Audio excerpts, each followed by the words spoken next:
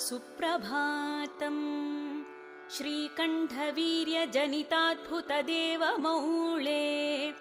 ओङ्काररूपमहितोन्नतरूपशीला षड्वीजवर्णललितामलदिव्यकीर्ते श्रीरामदूत हनुमान् तव सुप्रभातम्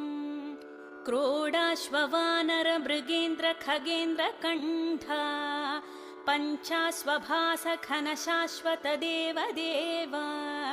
पिङ्गाक्षवीणकृपामृतवारिराशे श्रीरामदूत हनुमान् तव सुप्रभातम् रक्तपिशाच भयभूतमहार्तिनाशा विद्यायुरैश्वर्यबलारिशयप्रदाता प्रत्यक्षदेव नरकामितपारिजाता